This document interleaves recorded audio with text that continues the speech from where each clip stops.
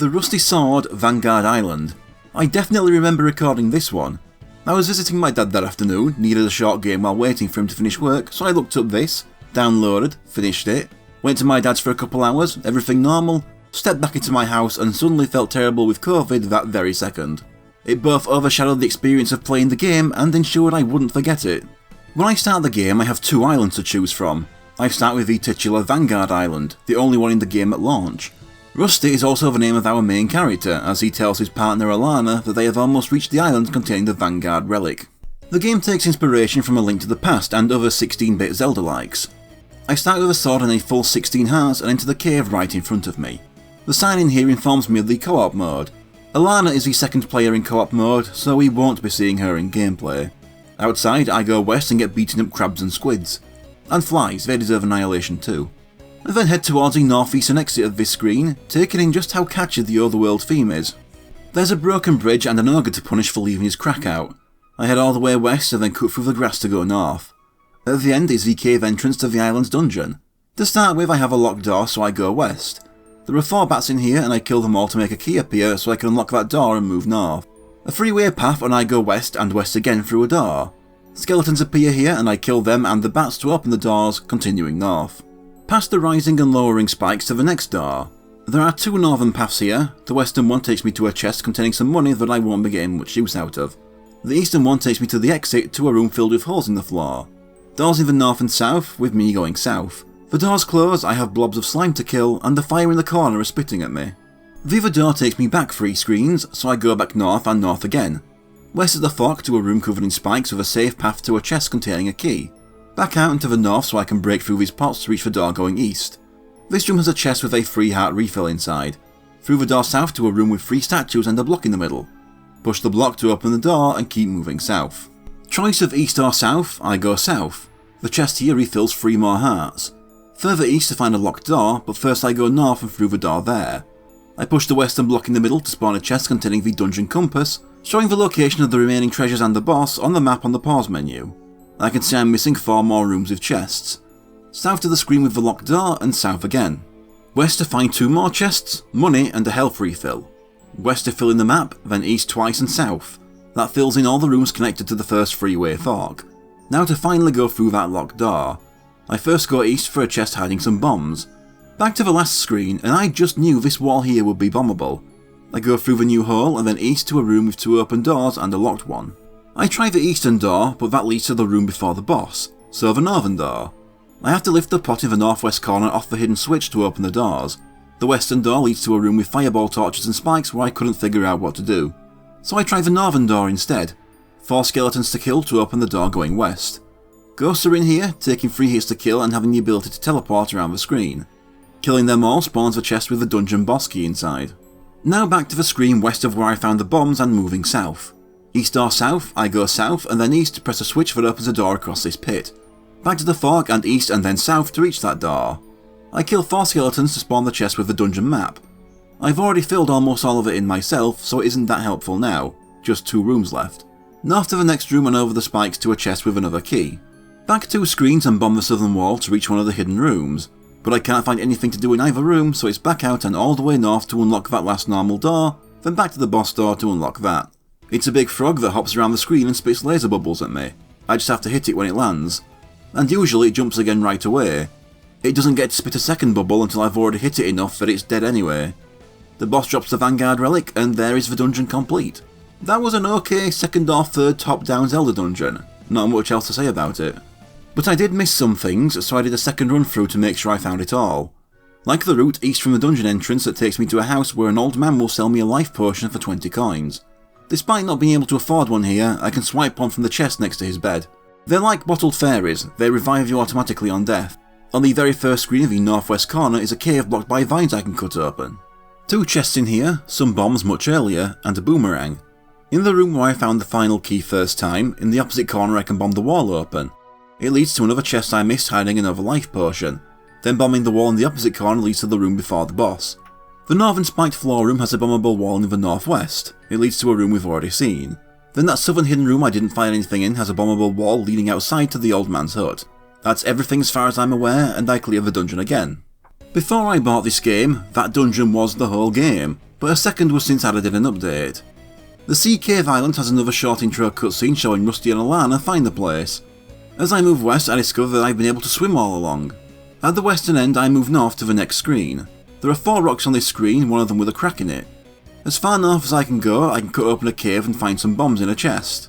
Out the cave and continuing east and then south until I can turn east again. As I keep moving east, I gain a new enemy in some trees growing faces. A couple hits chops them off. All the way east and south back to the beach. Moving west a little, I can see a crack in the wall. I blow it up to reveal a cave with some money in a chest. South from that cave, I can climb a little higher and find another cave. This one has more bombs in a chest. Back up into the forest from the way I left from. I stick to the eastern wall and go all the way north for another chest for more coins. Going back south, I take the first west turn and go all the way north and then west again, crossing the bridge to find the dungeon. The door in front of me is locked, and with an east or west choice, I go west and kill these 2 slimes to spawn a chest holding a key. Going east takes me to another chest with money inside, then through that locked door. Another east or west where I start with the western choice. I keep swimming west to find an empty room with blocks against the walls. Pushing the northeastern one spawns a chest that has me regain the boomerang. Back to the fork to take the eastern path. The door is closed but just takes the killing of 2 bats to open. The next room has a locked door at the east and 2 huge tentacles just hanging out of the water. I can stun them with the boomerang, but hitting them once has them do a big circular swing before you can do it again. The other one I can't kill because I end up swimming when near it. Instead I stun it and go through the doorway it was blocking. I press a switch to spawn a chest in this room that I can't reach from here. Back to the previous room and south. I kill all the bats on this screen to spawn a key and use it to unlock the door. Another long room filled with tentacles. The first little bit of wall to the north can be blown open with a bomb.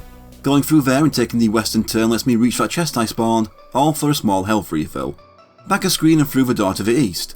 There's a chest here with a simple block pushing puzzle to solve to get the key inside.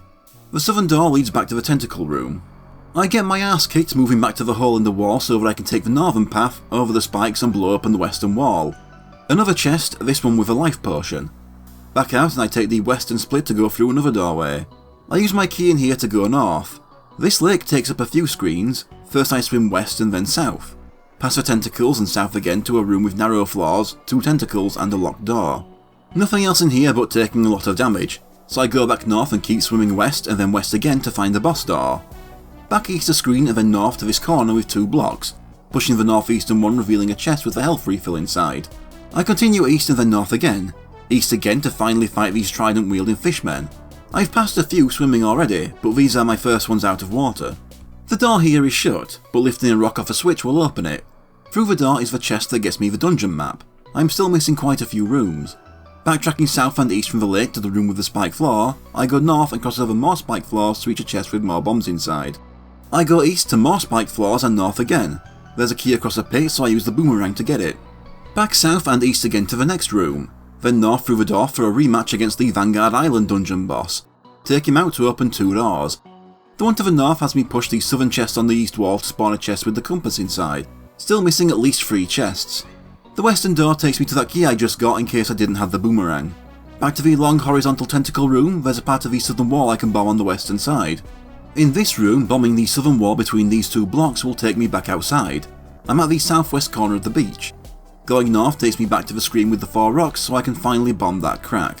I go through the cave and through the other exit to end up slightly higher up on the same screen. Moving north, I end up in another cave. As I enter, there's a chest in a completely walled off section. Moving north, one of the blocks will spawn a chest when pushed, another health refill. Then east to the next screen and the eastern exit south. At the end of this path, I bomb the wall to end up outside. The chest here has a magic ring that puts that magic meter under my house to use, finally. While worn, it reduces damage. The western path south in the cave takes me to where the old man's house is hiding on this island. As for the walled-in chest in the cave, I have to bomb my way in from the south outside. This one has more money. Back into the dungeon the way I came.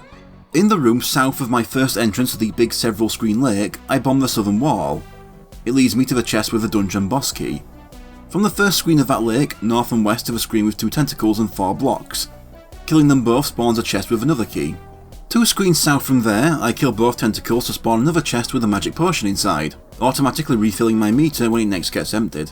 I unlock the locked door south of there, but it just leads to the same room I found the boss key in. That just leaves the boss door. It's a huge squid, the source of the tentacles. With 4 tentacles surrounding it, it moves around and squirts ink around the arena.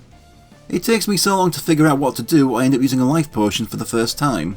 First I have to kill all the tentacles, which is tough on its own since you pretty much have to get as close to the edge of the water without falling in as possible. With them out of the way, I can focus on hitting the squid while avoiding its sink. Keep that up and it's not long until it's dead. I grab the Sea Cave relic and that's the end of it. Another solid third top-down Zelda dungeon, I'd say. That's also this game completed. It was alright. For one thing, it was incredibly cheap, so the short experience isn't a problem. Like Valky 64 last episode though, it is a very limited game, even more so due to having just 2 dungeons. Not that I didn't like what was there, it just didn't last long enough to leave much of an impression. But this is a first game, and from what I've read on the internet, this game will be the basis of a much more expansive sequel. You do have to start somewhere, and I think this is a decent enough base, so I hope this sequel works out for them. I just hope Alana isn't limited to the co-op, so that if I do come back to cover that game, I can actually have footage of me playing as both characters.